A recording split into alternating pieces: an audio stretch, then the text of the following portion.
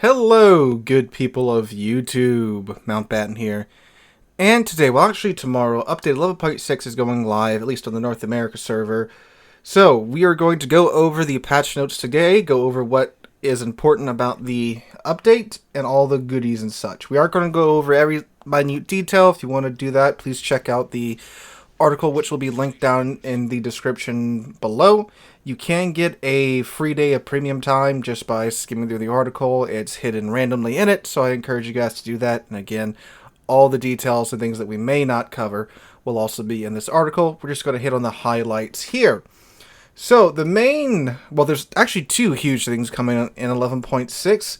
First off, the British Battlecruisers, the early access to a class that has been long awaited in the game, is beginning this update. And also the economic rework is kicking off in this update as well. And we'll go over what Wargaming has to say about them. So that being said, let's go ahead and dive on in. So they start out with the British Battlecruisers, early access to the British Battlecruisers. So they say, features of the new ships equipped with torpedoes and main guns that do not have a particularly long range of fire. The new sea giants will show their worth at medium to knife duel distances. The repair party consumables they have on board regenerate a large amount of the lost HP.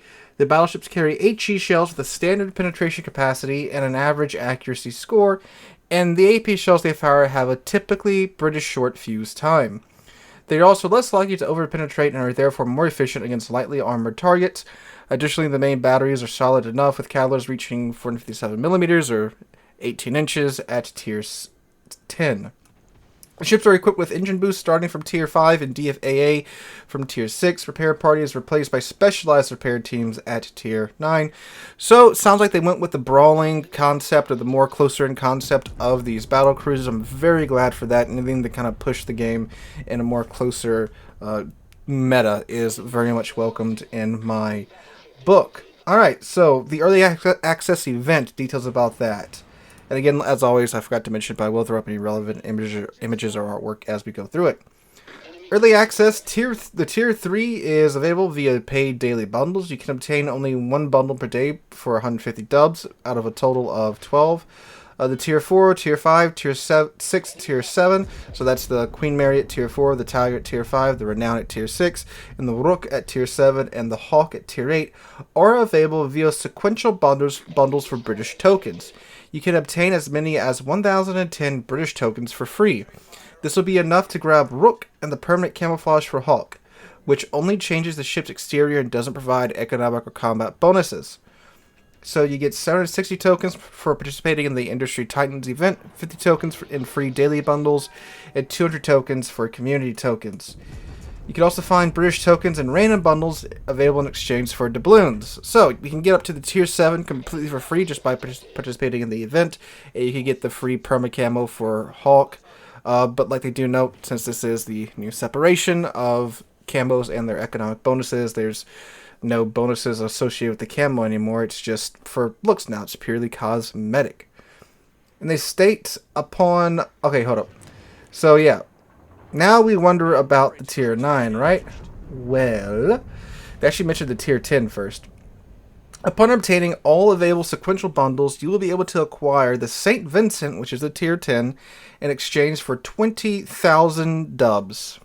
And then the Tier 9, Duncan, is available via paid random bundles. We're offering 70 bundles at 1,000 dubs per bundle. So, I guess this is the cookie cutter format they're going to go from here on out when it comes to the early access events. This is all optional, of course. These are Techline ships that are going to be completely free in 10 weeks. So I encourage you guys just to participate in the event. Get up to wherever you can get in the free ships, because these ships are going to literally be free in 10 weeks. And don't really worry about getting the St. Vincent or the Duncan this early. I'm going to throw a set amount of dollars at the event to see if I get it. If not, oh well. If I do, sweet. But yeah, 70,000 doubloons for a Tier 9, which some people will mathematically and statistically have to do, it is stupid. It is incredibly stupid. Again, this event's all optional. These ships are going to be free to research for everyone in literally 2 patches, so... Yeah, I don't, as much as I don't like these events, you know, they're not locking them behind a paywall or anything. You can get these ships for free in 10 weeks. So, yeah. Moving on now to the event Industry Titans. And they say the Chatham, the Elswick, and the Clydebank shipyards will compete for the right to be called the best shipbuilder serving the needs of the Royal Navy. Make a choice and lend your support to one of the shipyards. Keep in mind that each shipyard will be offering its own unique reward. One British commander with 6 skill points, a researchable British Tier 5 ship, so the Hawkins, the Emerald, or the Acasta, and a special achievement. Participation in the event will also reward you with British tokens, which can be spent on purchasing sequential bundles with British battleships, special permit camos, and economic bonuses, as well as other rewards. So, by the way, economic bonuses, they're replacing the signal flags and the camos with these new economic bonuses, which I made a whole video on that, and we're going to talk a little bit about here, so hold on if you're curious about that. And they state that the Port of London has been updated to celebrate the event. They added smog, it looks like, a lot of it. So, yeah, okay, cool. So that's the British Battlecruisers Early Access event. I will, again, see if I can pick up the Duncan or whatever, but if not, no big deal. We'll take a look at the ones that I do get, and I'll have videos out on those probably as soon as Thursday or Friday. But speaking of new ships, the French cruisers, the French Battlecruisers, are now in the tech tree. So they're able to completely research now all the way up and down the line, so the Marseille review will probably be out Thursday or Friday as well, so keep an eye out for that. I think it's really funny, too, how they said that back in the day they stopped CCs from showing things, features, new ships that were in testing because they overshadowed what was currently being released.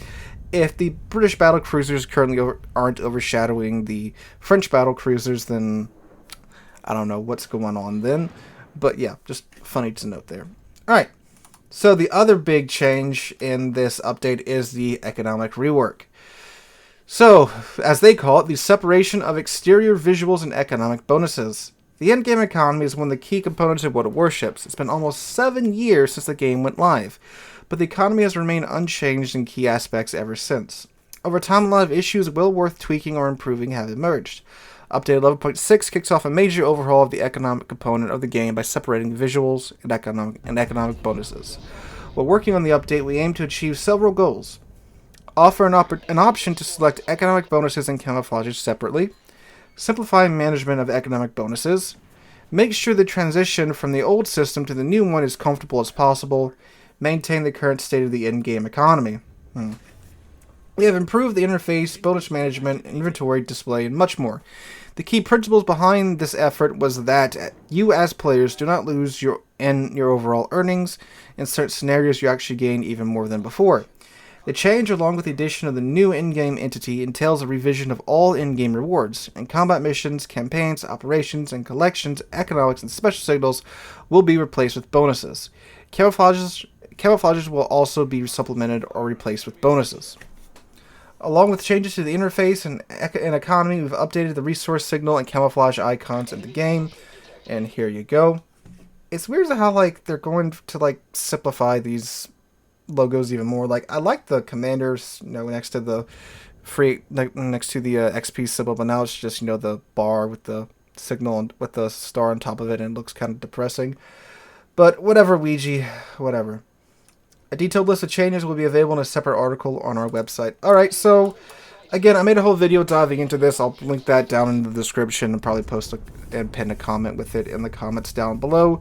The TLDR is that you do earn more the better you perform. So, say if you have an above-average game, you will be earning more in the new system than you did beforehand. But also, if you don't perform as well, you'll be losing more credits because they've completely eliminated the reduction in ship service bonus. That is completely gone in this new system, so you will be paying full price for your ship service no matter what. And that's what eats into your credits. And obviously beforehand, if you had that bonus going and you, let's say, just get blapped at the beginning of the game, just bad luck, 4 minutes in you get blapped, you still had that on a tier 10 ship, you had a 50% cut in your ship's post-battle service. So when you only lived for 5 minutes and maybe only did 10k damage, you still made credits. But in this new system, you'd probably either barely make anything or lose credits running your normal boosters and such. So that's how this new system works. If you're wondering about your current signal flags and your camos and the bonuses and such, that's all going to be converted into the new bonuses once this update goes live. You won't be losing anything. Yes, you won't have the signal flags anymore. Yes, the camos won't have the bonuses attached to them, but you're still going to get them in their new form in this update.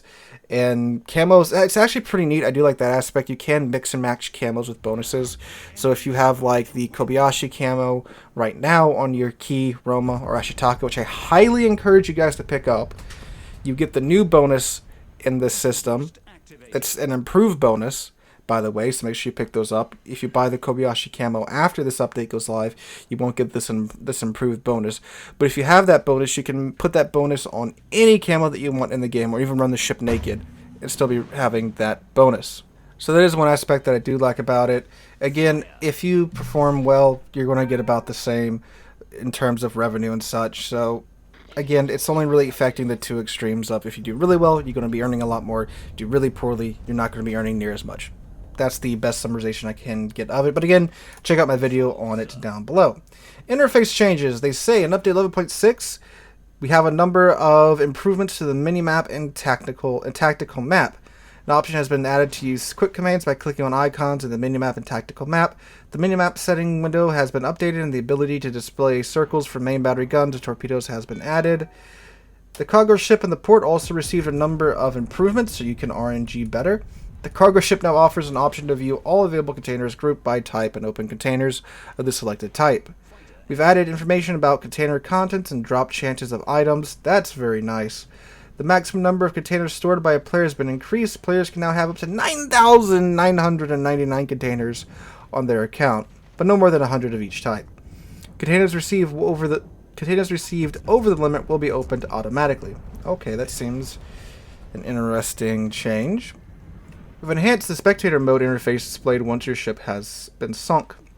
We updated the hotkey block and added new hints for controlling the camera in the exit confirmation window. Okay, so that's some good quality of life changes right there. I like that.